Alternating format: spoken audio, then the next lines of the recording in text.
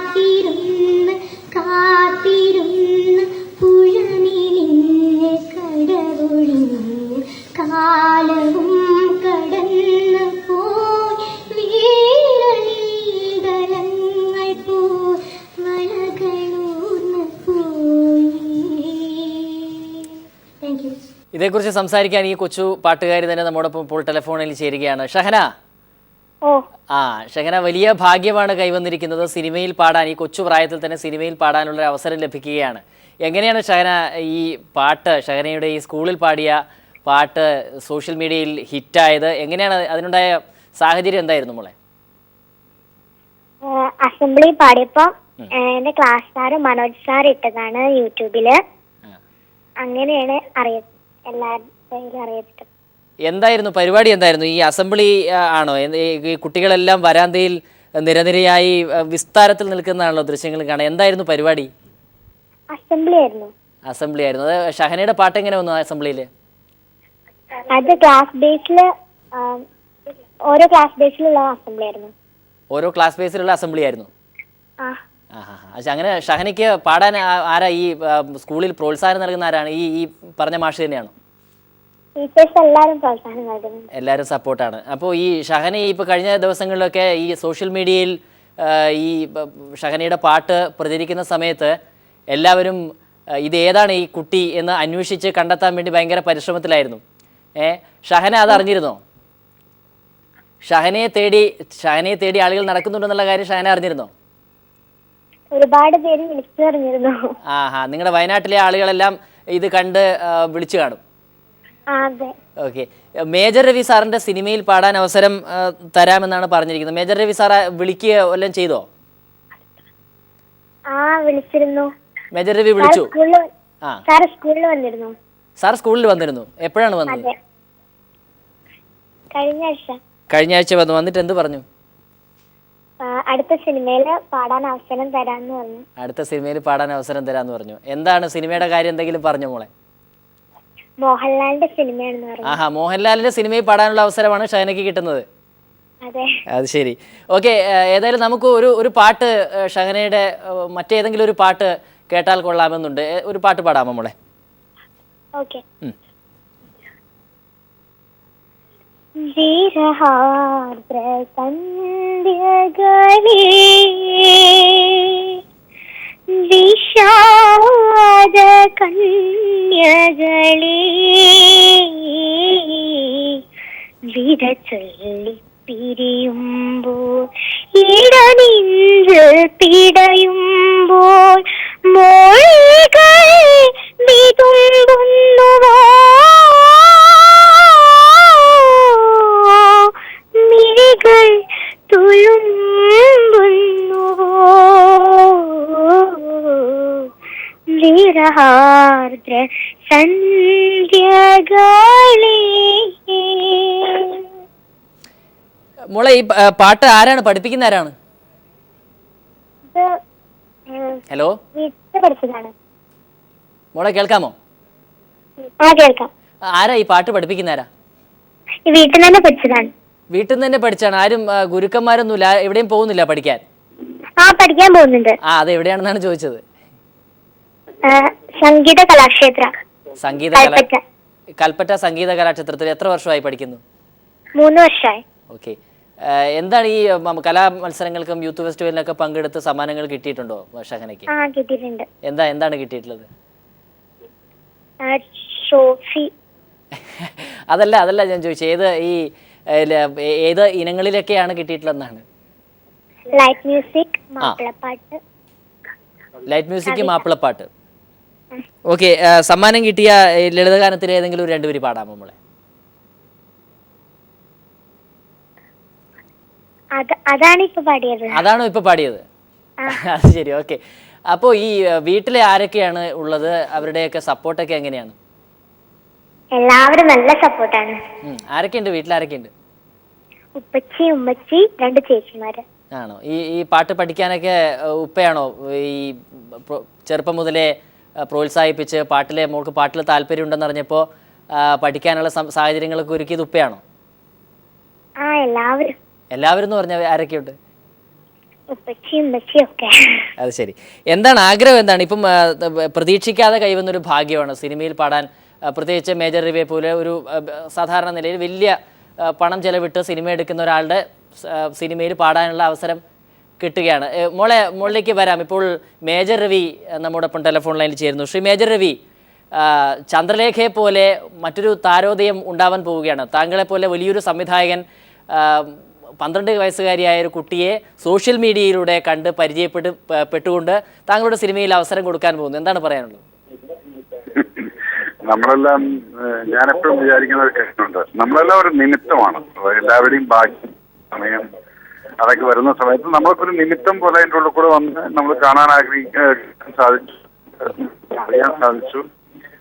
പക്ഷെ ഇതേപോലെയുള്ളത് നമ്മൾ ഇതുപോലെ എത്രയോ കുട്ടികൾ സിനിമയുമായിട്ട് യാതൊരു ബന്ധമില്ലാത്ത ഫാമിലികളിൽ നിന്ന് വരുന്ന കുട്ടികളുണ്ട്.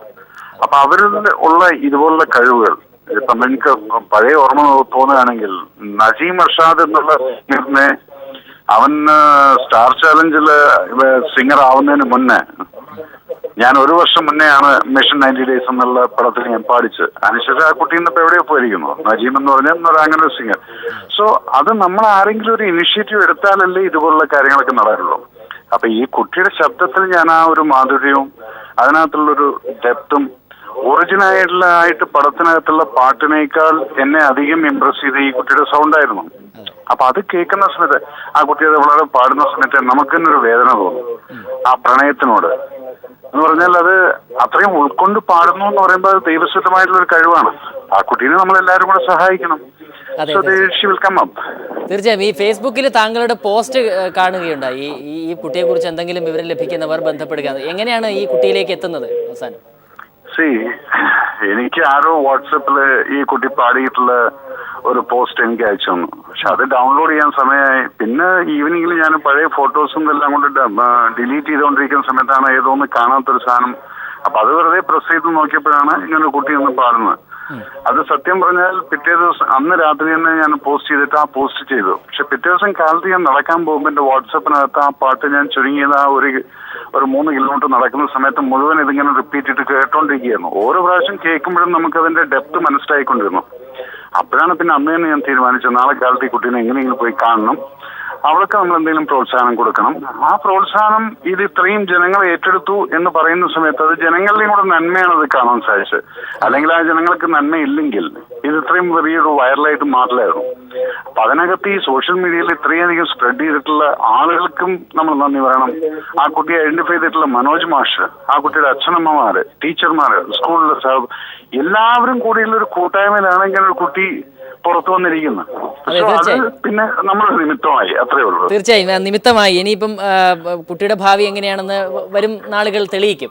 എന്തായാലും ഏതാണ് ഈ കുട്ടിക്ക് അവസരം, ഷഹനയ്ക്ക് അവസരം കൊടുക്കാൻ ഉദ്ദേശിക്കുന്ന സിനിമ? എന്റെ അടുത്ത സിനിമ എന്ന് പറയുന്ന ഒരു വാർ സബ്ജക്ട് ആണ്, ലാലേട്ടനെ വെച്ചിട്ട്. അതിനകത്തും ഞാനിപ്പോ ശ്രമിച്ചുകൊണ്ടിരിക്കുകയാണ് ഒരു ഫീമെയിൽ വോയിസുള്ള ഒരു സംഭവം. അതിനകത്ത് ഒരു പാട്ടേ ഉള്ളൂ. പക്ഷെ അതിനടുത്ത് വരുന്ന പടം ജോൺ പോൾ ഏട്ടൻ എഴുതുന്ന കഥയ്ക്ക് മോഹൻലാൽ അഭിനയിച്ച് ഞാൻ ഡയറക്ട് ചെയ്യുന്ന പടത്തിനകത്ത് 4 പാട്ടുകളുണ്ട്. അപ്പൊ അതിനകത്ത് ഏതായാലും അത് കൺഫേം ആക്കാം. പക്ഷെ ഈ സിനിമയ്ക്കകത്ത് ഞാൻ എങ്ങനെയാണ് ഇപ്പൊ ഈ കുട്ടിയുടെ പാട്ട് ആദ്യത്തെ സിനിമയിൽ തന്നെ അങ്ങ് കയറ്റാൻ വേണ്ടിയിട്ടുള്ള ശ്രമം ഞാൻ നടത്തിക്കൊണ്ടിരിക്കുന്നുണ്ട്. അതില് ഒരു പാട്ട് മാത്രമാണ് ഉള്ളത്. അതിലൊരു പാട്ടേ ഉള്ളൂ. അത് ഈ വാറിന്റെ ഒക്കെ ആയതുകൊണ്ട് കുറച്ചൊരു വേറൊരു മെയിൽ വോയിസ്. പക്ഷെ ഞാൻ ഇന്നലെ രാത്രി ഞാൻ ഇരുന്ന് എഴുതുന്ന സമയത്ത് ഞാൻ ഇങ്ങനെ തീരുമാനിച്ചു എങ്ങനെയാണ് നമുക്കൊരു മെലഡിയസ് സോങ് ഈ കുട്ടിയെ കൊണ്ട് പാടിക്കാൻ പറ്റുന്നത്, ചേർക്കാൻ പറ്റുക എന്നുള്ളത്. അപ്പൊ അതിന്റെ പ്രയത്നം അത് നടന്നുകൊണ്ടിരിക്കുന്നു. എന്തായാലും ഈ വരുന്ന 2 സിനിമകളിൽ ഏതെങ്കിലും ഒന്നിൽ എന്തായാലും കുട്ടി പാടിയിരിക്കും. 100%. ആൻഡ് ഓവർ ആൻഡ് അബോ ഇന്ന് എനിക്കൊരു മെസ്സേജ് വന്നിട്ടുണ്ട് കർണാടകത്തുനിന്ന് ഇതാരോ കണ്ടിട്ട്. അവിടുത്തെ ഒരു ഡയറക്ടർ ഈ കുട്ടിയെ കൊണ്ട് പാടിക്കണം എന്ന് പറഞ്ഞാൽ നമ്പർ എഴുതിയിട്ടുണ്ട്. നമ്പർ എനിക്ക് അയച്ചു തന്നിട്ടുണ്ട്. അത് ഞാൻ ഇമ്മീഡിയറ്റ്ലി ഇപ്പൊ മനോജ് മാഷിനെ ഞാൻ കോൺടാക്ട് ചെയ്തിട്ട് അവരെ കോൺടാക്ട് ചെയ്യാൻ പറയും. അപ്പൊ ഈ സോഷ്യൽ മീഡിയയിൽ കൂടെ നമുക്ക് ഇന്ന് കിട്ടിയിട്ടുള്ള ഏറ്റവും വലിയൊരു സംഭവം എന്ന് പറഞ്ഞാൽ ഇങ്ങനെയുള്ള സംഭവം. അതേ സോഷ്യൽ മീഡിയ ഞാൻ പലപ്പോഴും കുറ്റം പറയാറുണ്ട്. ഇല്ലാത്ത കാര്യങ്ങൾ പ്രചരിപ്പിച്ചിട്ട് ആ സോഷ്യൽ മീഡിയയുടെ കംപ്ലീറ്റ് വാല്യൂസ് ഡൗൺ ചെയ്യുന്ന കുറെ ആളുകൾ ഇതിനകത്തുണ്ട്. ഇപ്പൊ നമ്മൾ ഈ കുട്ടിക്ക് വേണ്ടിയിട്ട് ഇത് ചെയ്തപ്പോഴും 500 പേര് നല്ല കമന്റ് എഴുതുന്ന സമയത്ത് ഒരാൾ മാത്രമായിരിക്കും അതിനകത്തൊരു കമന്റ് എഴുതുന്നത് ഇതിന്റെ നെഗറ്റീവായിട്ട്. So negative forces are there. അതിനെ നമ്മൾ നെഗ്ലക്ട് ചെയ്യുക. ഇത്രയും നല്ല മനുഷ്യരുടെ ഇടയിൽ നമുക്ക് ഈ നെഗറ്റീവ് ആൾക്കാരെല്ലാം നമുക്ക് തള്ളിക്കളയാം. ആ കുട്ടിക്ക് ഞാൻ ഇന്ന് തന്നെ ഈവനിങ് ആകുമ്പോഴത്തേക്കും മനോജിന് ഞാൻ ആ കർണാടക ഡയറക്ടറുണ്ട്, അത് എങ്ങനെ കന്നഡ ലാംഗ്വേജ് ആണെന്നുള്ളത് എനിക്ക് അറിയില്ല. പക്ഷെ അവര് അത്യാവശ്യമായിട്ടും നമ്പർ ചോദിച്ചിട്ട് ഞാൻ കൊടുക്കുന്നതായിരിക്കും. അങ്ങനെയാണ് ചാൻസുകൾ വരുന്നത്. വേറെ ഡയറക്ടർമാരും ഈ കുട്ടിയെ ബന്ധപ്പെടാൻ ശ്രമിക്കുന്നുണ്ട്. കർണാടകത്തുനിന്ന് ബാംഗ്ലൂരിൽ നിന്നാണെന്ന് എനിക്ക് ഈ കാലത്ത് പോസ്റ്റ് വന്നിരിക്കുന്നത്. ഞാൻ അത്യാവശ്യമായിട്ട് എനിക്കൊരു കാര്യത്തിന് ഹോസ്പിറ്റലിൽ പോകേണ്ടതുകൊണ്ട് എനിക്ക് അവരെ കോൺടാക്ട് ചെയ്യാൻ പറ്റിയിട്ടില്ല. സോ ഡെഫിനറ്റ് ആയിട്ടും ആ കുട്ടിക്ക് കർണാടകത്ത് നിന്ന് അങ്ങനെ ഒരു ഡയറക്ടർ അത് കണ്ടിട്ടാണ് പോസ്റ്റ് ചെയ്തിരിക്കുന്നത്. Sir please give me the contact details of Shana എന്ന് പറഞ്ഞിട്ട്. അപ്പൊ അത് ഞാൻ പെട്ടെന്ന് അയച്ചു കൊടുക്കുന്നതായിരിക്കും. സോ ഇതല്ലെങ്കിൽ വേറെ ഏതെങ്കിലും എങ്ങനെയായാലും എന്റെ പടത്തിൽ ആ കുട്ടി പാടിയിരിക്കും, ഒരു സംശയമില്ല. അതിന് മുന്നേ ഇവൾ കയറിയിട്ട് കുറച്ചുകൂടെ പ്രശസ്തി ആവട്ടെ എന്ന് ആഗ്രഹിക്കുന്ന ഒരാളാണ് ഞാൻ.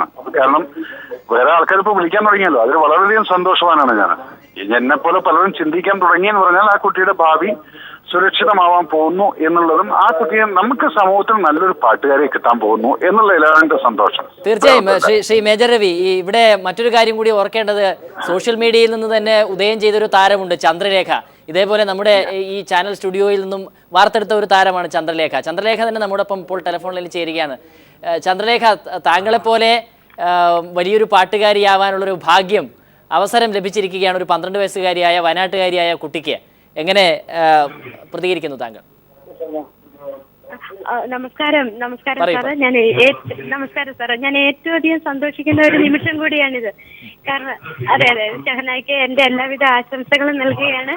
ഞാനും സാറ് പറഞ്ഞതുപോലെ സോഷ്യൽ മീഡിയയിലൂടെ വന്ന ഒരു സോഷ്യൽ മീഡിയയിലൂടെ അനുഗ്രഹം കിട്ടിയ ഒരു കലാകാരിയാണ്. അപ്പൊ എല്ലാവരുടെയും ഒരു സപ്പോർട്ട് കിട്ടിയിട്ടുണ്ട്. അപ്പൊ തീർച്ചയായിട്ടും ഷഹനയ്ക്ക് നമ്മുടെ മലയാളികൾ കയ്യിലെടുക്കും, നെഞ്ചിലേക്കും എന്നുള്ള ഒരു പ്രതീക്ഷയുണ്ട്. കാരണം ലോകമെമ്പാടുമുള്ള മലയാളികളുടെ ഒരു സ്നേഹവും അനുഗ്രഹവും കിട്ടിയ ഒരു ഗായികയാണ്, ഒരു കലാകാരിയാണ് ഞാൻ. തീർച്ചയായിട്ടും ഷഹന മോക്ക് ഒരുപാട് അവസരങ്ങൾ കൊടുക്കട്ടെ എന്ന് ഞാൻ പ്രാർത്ഥിക്കുകയാണ്. തീർച്ചയായും ചന്ദ്രലേഖയെ സംബന്ധിച്ചിടത്തോളം ഇപ്പോൾ വലിയ തിരക്കുള്ള ഒരു പാട്ടുകാരിയായി മാറിക്കഴിഞ്ഞു. നല്ല തിരക്കാണ് ഇപ്പോഴല്ലേ? ദൈവാനുഗ്രഹമാണ്. അപ്പൊ ഞാനും അനുജൻ ദർശനയിൽ, എന്റെ അനുജൻ ദർശനയിൽ ലോകമെമ്പാടുമുള്ള മലയാളികളെ എല്ലാവരെയും ഈ ഒരു അവസരത്തിൽ ഓർക്കുകയാണ്. കാരണം എല്ലാവരുടെയും സപ്പോർട്ട് ഉണ്ടെങ്കിൽ മാത്രമേ നമുക്ക് മുന്നോട്ട് പോകാൻ പറ്റത്തുള്ളൂ. അതുപോലെ തന്നെ ഷഹനയ്ക്കും എല്ലാവരുടെയും സപ്പോർട്ട് കിട്ടട്ടെ, എല്ലാവരുടെയും അനുഗ്രഹം കിട്ടട്ടെ എന്ന് പ്രാർത്ഥിക്കുന്നു. അതുപോലെ എനിക്ക് ഒരുപാട് സന്തോഷം. സോഷ്യൽ മീഡിയ അതുപോലെ മാധ്യമങ്ങള്, നല്ല ചാനലുകള് നല്ല സപ്പോർട്ട് എനിക്ക് തന്നിട്ടുണ്ട്. അതുപോലെ എന്റെ കുട്ടിക്കും മോക്കും ഒരുപാട് സപ്പോർട്ട് കൊടുക്കട്ടെ എന്ന് പ്രാർത്ഥിക്കുന്നു.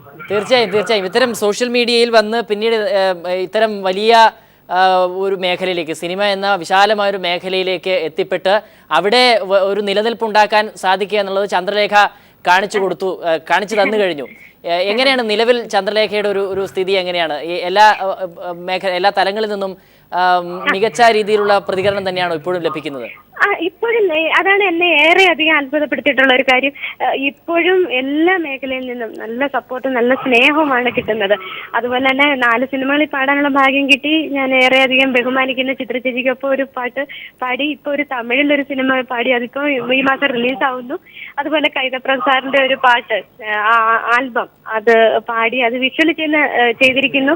അപ്പൊ അതിനോടൊപ്പം എനിക്ക് ഒരു റോൾ അഭിനയിക്കാനുള്ള ഒരു ഭാഗ്യം അതിപ്പം ഈ മാസം റിലീസ് ആവാൻ തുടങ്ങിയാണ്.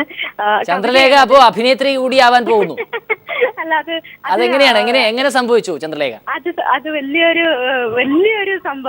അനുഗ്രഹമാണ്. കാരണം അത് ഈ കവിത എന്ന് പറയുമ്പോൾ അത് നമ്മുടെ ആ കവിതയുടെ സബ്ജക്ട് എന്ന് പറയുന്നത് നമ്മുടെ സമൂഹത്തിൽ നടക്കുന്ന ഒരു അനീതിക്കെതിരായിട്ടുള്ളതാണ്.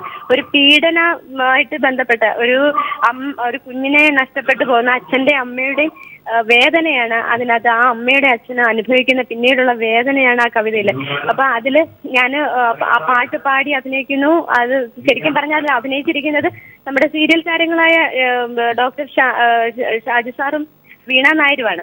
അപ്പൊ അതിനോടൊപ്പം ഞാനും ഒരു രണ്ട് സീൻ അതിൽ ഇങ്ങനെ പാട്ട് പാടി പോകുന്ന ഒരു സീന് കാണിക്കുന്നുണ്ട്. അത് ഏറ്റവും വലിയൊരു ഭാഗ്യമായിട്ട് ഞാൻ കാണുകയും. ഓക്കെ, വളരെയധികം നന്ദി ചന്ദ്രലേഖ ഇവിടെ പ്രതികരിച്ചതിന്. ചന്ദ്രലേഖ ഇങ്ങനെ സോഷ്യൽ മീഡിയയിലൂടെ ഉദയം ചെയ്ത താരമാണ്. നമ്മൾ പീപ്പിളിലൂടെ ഉദയം ചെയ്യപ്പെട്ട ഒരു താരം കൂടിയാണ് ചന്ദ്രലേഖ. എന്തായാലും ഷഹനുണ്ട് മോളെ, ഒരു പാട്ട് കൂടി നമുക്ക് പാടാം.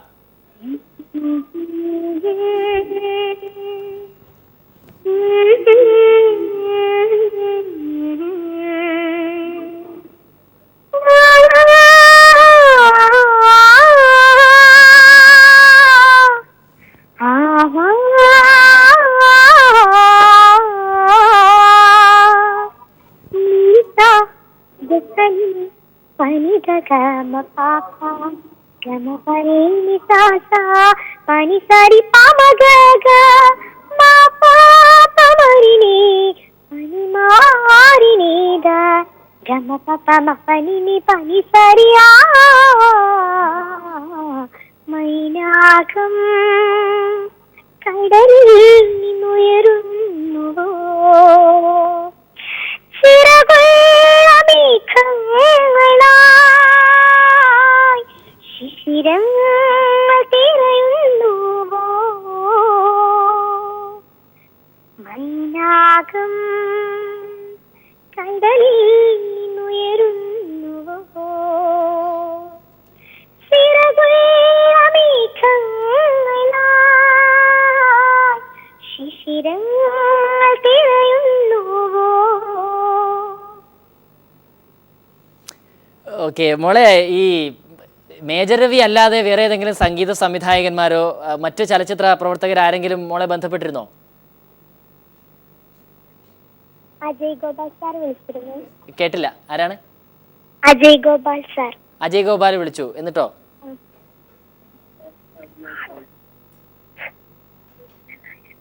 ഹലോ ഹലോ, എന്താ അജയ് ഗോപാൽ വിളിച്ചിട്ട് എന്താ പറഞ്ഞത്?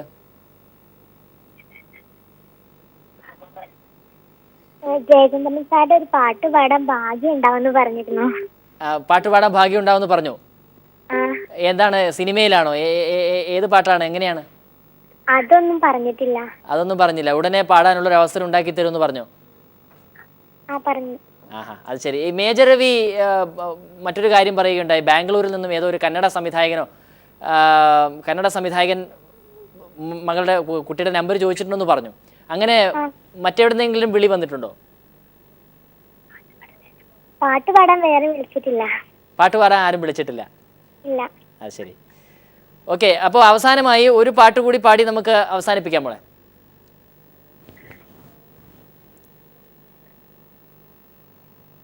വിജനതയിൽ പാടി വഴി തീരുന്നു, ചുരിമണലിൽ വീണു വീണാറുന്നു, ആഴമറിയാ സാഗരങ്ങൾ നീന്തി നീന്തി തീരമറിയാ കൂരിരുളിലേകയായൊരോളമാകിയോ ചുവടുകളെ തളരരുതേ ഇടരരുതേ വരൂ വരൂ പോകാമകലേ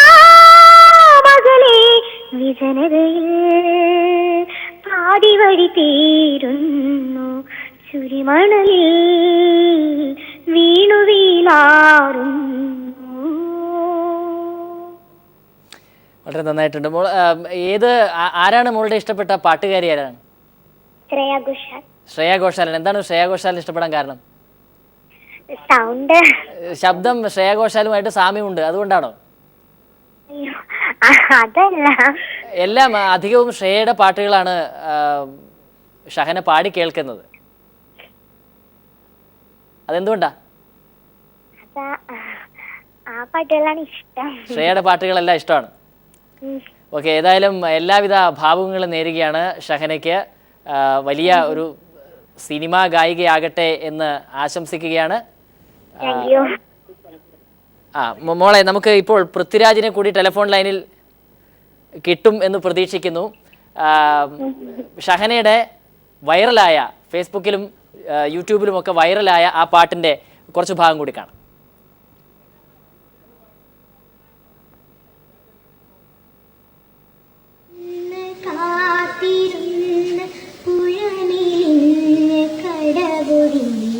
കാലവും കടന്നു പോയി വീരലീകളങ്ങൾ പോയി വളകളൂന്നു പോയി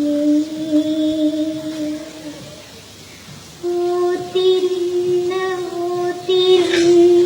നിഴലു പോലെ ചിറകൊടിഞ്ഞ് കാറ്റിലാടി നാളമായി നൂല് പോലെ നീത്തുപോയി ചിരി മറന്നു പോയി.